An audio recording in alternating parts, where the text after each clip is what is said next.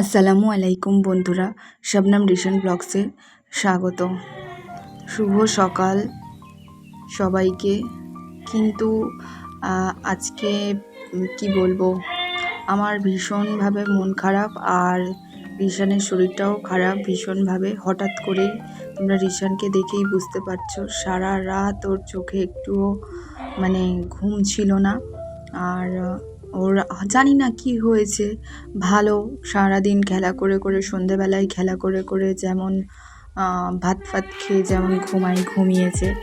আর মাঝরাত থেকে হঠাৎ ওর বমি, উসপাস করছে। অন্য সময় উসপাস করলে কি হয়, যে আমি ওকে একটু গায়ে হাত বুলিয়ে দিলে ও চুপচাপ হয়ে যায়। কিন্তু সেদিন এমন হয়েছে যে ওকে গায়ে হাত বুলাচ্ছি, কোলে নিচ্ছি, ও তাও কিছুতেই চুপ হচ্ছে না এইভাবে। আর যখন ওকে যেই কোলে নিয়েছি, ওর যেই পেটে চাপ পড়েছে অমনিও বমি করে দিয়েছে, আবার ঘুমিয়ে গেছে বমি টমি করে। ঠিক ঘন্টাখানেক পরে ফের ওরকম একইভাবে উসপাস করছিল।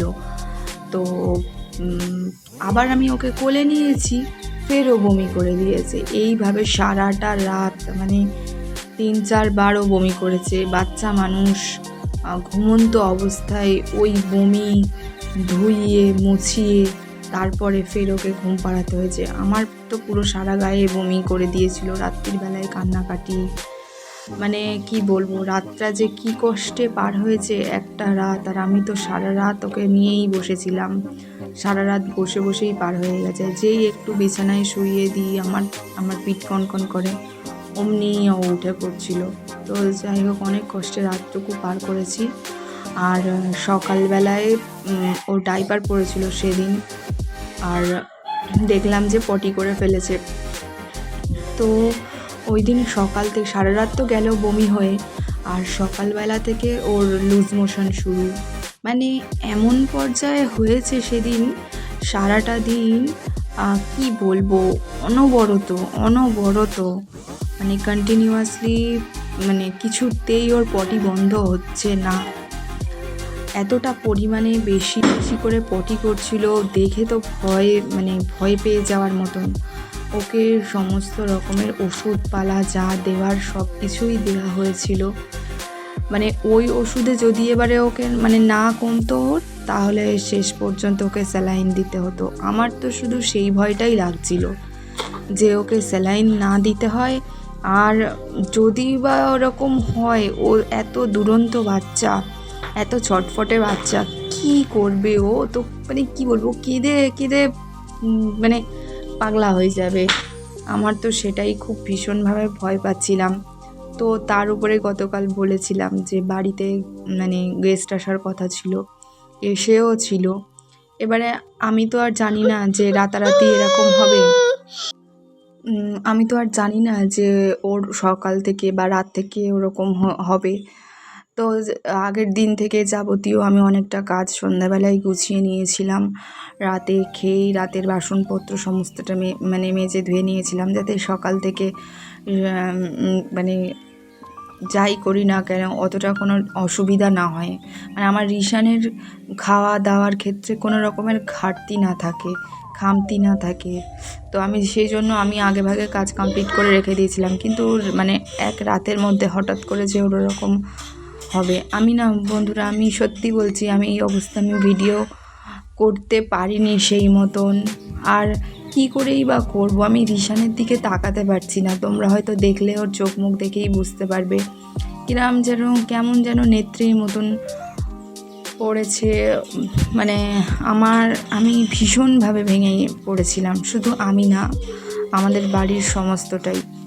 আর বাড়িতে বললাম যে গেস্ট আসার কথা ছিল, তারাও তো জানে না যে এরকম পরিস্থিতির সম্মুখীন হবে। তো এই অবস্থায় সমস্তটা কিছুই সামলাতে হয়েছে। আর কি বলবো, ভীষণ সেই দিনটা কি যে গেছে আমার ওপর থেকে। আমার তো না হয় কষ্ট হয়েছে, আমি মানসিকভাবে কষ্ট পেয়েছি, কিন্তু ও কি বলবো, ও শারীরিকভাবে ভীষণ কষ্ট পেয়েছে। পুরো একটা দিন ওর যেরকম টয়লেট যেমনটা হয় ঠিক তেমনটাই ওর পটি হচ্ছিল। একটা দিন তো গোটা দিনটা পুরো ওইভাবেই গেছে, আর পরের দিনটা একটু কমেছে, মানে বারে একটুও হলেও কমেছে, আর তারপরের দিনে অনেক, মানে সারাদিনে 4 বার মতো এরকম হয়েছে। তো এটা 3 নম্বর দিনের ভিডিও আমি রিশানের করেছি। মানে ওই যে কদিন ওর শরীর খারাপ ছিল, আমি সে কদিন একটুও ভিডিও করতে পারিনি। আমার ফোনের পুরনো ভিডিওগুলোই, মানে আমি একটু অ্যাডভান্সড ভিডিও করে রাখি, তো সেগুলোই আমি আপলোড করেছিলাম। তো আমার ওকে এরকম খেলতে দেখে আমার ভীষণ ভালো লাগছে।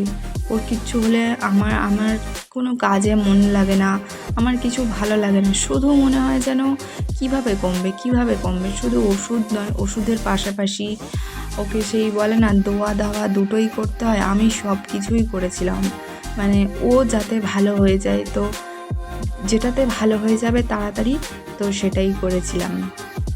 তো এখন পুরোপুরি সেরেছে আমি সেটা বলবো না, বাট সেরেছে, মানে যেটা কন্টিনিউয়াসলি হচ্ছিল সেটা বন্ধ হয়েছে। অ্যাটলিস্ট বাচ্চাটা মানে পটি করে করে ওর এমন অবস্থা হয়েছে, ওর কি বলবো, ওর ওই জায়গাগুলো মানে পুরো হয়ে গেছে, একদম রগের টাইপের হয়ে গেছে।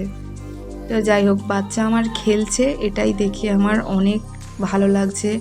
রাতে মোটামুটি ঘুমটুমও ঠিকঠাক করছে, ঘুমাচ্ছে, আর খাচ্ছে না সেরকম বাইরের খাবার কিছু খাচ্ছে না, তবে ওর যেটা খাওয়া মানা ও সেটাই খেতে চাইছে। যেমন ওর সামনে যদি আমরা মাছ দিয়ে ভাত খাই, ও তো মাছ দিয়ে ভাত খায় বা ডিম দিয়ে ভাত খায়, চিকেনও খায়, মোটামুটি পছন্দ করে। তো ওর পাপার ভাত খাচ্ছিল, ওর পাপার পাতে মাছ ছিল, মাছ দেখে বলছে খাই খাই খাই খাই, মানে এমনভাবে বলছিল, তো মানে তোমার ওখানেই অমনি যেন কান্না পেয়ে যাবে যে ও খেতে চাইছে অথচ ওকে দিতে পারবো না, মানে এরকম করছিল। তো কি বলবো, একটা দিন যেন বুকে পাথর চেপে রেখে সমস্তটা কিছুই সামলাতে হয়েছে। সত্যি আমরা হয়তো মেয়েরা বলেই এটা পারি। যাই হোক, তো কাজ তো আর থেমে থাকবে না, কাজ তো করতেই হবে। ওই মন খারাপ থাকা সত্ত্বেও মানে সমস্ত ঘর বাড়ি গুছানো, রান্না বান্না, টুকিটাকি যেগুলো করার সেগুলো করা। এই দেখো, ওষুধ থেকে ওর এমন ভয় হয়ে গেছে, আমি যখনই ওষুধ বের করেছি ও ওষুধ দেখে ওর দাদিমার পেছনে লুকিয়ে পড়ছে। ছেলেটা আমার একদিনেই হাফ হয়ে গেছে, কিচ্ছু খেতে মানে কিছুই খাচ্ছে না বললেই চলে, শুধু কাঁচকলা সেদ্ধ দিয়েই ভাত খাচ্ছে। শেষে ও নিজেও আর খেতে চায় না কাঁচকলা, কিন্তু কি করব বলো, ওকে তো আর অন্য কিছু আমি এই মুহূর্তে দিতে পারবোও না, মানে ওকে তো শুধু কাঁচকলা ছাড়া আর কিছু দিতেই পারবো না। তো ওই জন্য প্রথম 2 দিন ওকে শুধু ব্রেস্ট ফিডের ওপরেই ছিল, তারপরে ওকে কাঁচকলা সিদ্ধ দিয়েছিলাম। এবারে এবেলা ওবেলা কাঁচকলা সিদ্ধ খেয়ে ওটা ভালো লাগছিল না বলে তারপরের দিন আমি জ্যান্ত মাছের ঝোল করে দিয়েছিলাম কাঁচকলা দিয়ে, জিরে বাটা দিয়ে, একদম হালকাভাবে। তো ও তো খেতেই চাইছিল না। এই দেখো, কাঁচকলা আমি ভাত মাখিয়েছিলাম অল্প, এইটুকুও খায়নি। এবারে ওই যে কাঁটা চামচটা তখন শোকেস থেকে বের করলো, ওটা নিয়েই ও খেলা করছিল, তো ওটা আমি ধুয়ে দিয়েছিলাম ভালো করে, আর একা চামচ দিয়ে তুলে খাচ্ছে। দেখেও ভালো লাগছে যে এতটুকু একটা বাচ্চা ও চামচ দিয়ে তুলে খাচ্ছে, তো বেশ ভালোই লাগছিল, কিন্তু কি আর করা যাবে। আর এই যে ওর দাদু ভাই মনে হচ্ছে কাঁচকলার এনে রেখে দিয়েছিল, কাঁচকলার কাঁদি এনে রেখে দিয়েছিল, কোনোভাবে জামাটায় দাগ লেগে গেছে। আমি দেখতে পাইনি ওর জামাটায় ওরকমভাবে দাগ হয়েছে, দেখতে পেলে আমি আর ওকে পরাতাম না, তো পরিয়ে ফেলেছি। ওই জন্য ভাবলাম থাক, ওর তো এমনি সারাদিনে কতবার জামা চেঞ্জ করতে হয়, তো করে দেবো। পরে দেখলাম যে ওটা দাগ হয়ে রয়েছে। তো এরকম হলে ভীষণভাবে ভেঙে পড়তে হয়। কি করেছে ওর এরকমভাবে পেট খারাপ হলো, এরকম কোনো দিন হয়নি ওর এই 1.5 বছর বয়সে। জানি না কি থেকে কি হয়েছে। আর ও তো এখন একটু আধটু খাবার এটা ওটা খাওয়া শিখেছে। আর একটা ওর ব্যাড হ্যাবিট হচ্ছে, ও না যেটা পায় সেটাই গালে দিয়ে দেয়। যেমন ধরো এরকম দেয়াল কুড়ে কুড়ে নখের কোণে ময়লা তুলে গালে দেবে, একটু যদি বাইরে বেরিয়েছে রাস্তা থেকে যদি সুযোগ পায় খোয়া তুলে যদি চোখের আড়াল হয় গালে তুলে দিয়ে দেবে, মানে যেগুলো দেয়া মানা ও সেইগুলোই গালে দেবে। জানি না কোনো ফুড পয়জন হয়েছে কি করে হয়েছে বলতে পারবো না। তবে এখন ওয়েদার ভীষণ খারাপ, তোমরা যাদের ঘরে বাচ্চা কাচ্চা আছে ভীষণভাবে সতর্ক থেকো। আর পানিটার প্রতি অবশ্যই লক্ষ্য রেখো। ও মানে আমি তো ওকে সবসময় বললাম যে কিনলের পানি ছাড়া ওকে খাওয়াই না, তবুও জানি না এমনটা কেন হলো, কিভাবে হলো। তো আমি তো এই রাত মানে এখন 3-4 দিন আমি খুব কষ্ট করেই পার করেছি। আমার মতো পরিস্থিতিতে তোমাদের যাতে না পড়তে হয়, যাদের ঘরে এরকম ছোট বাচ্চা আছে তারা খুব সাবধানে এরকম। আমি তো সাবধানে রাখি, তবুও কথায় আছে না, সাবধানের মান নেই।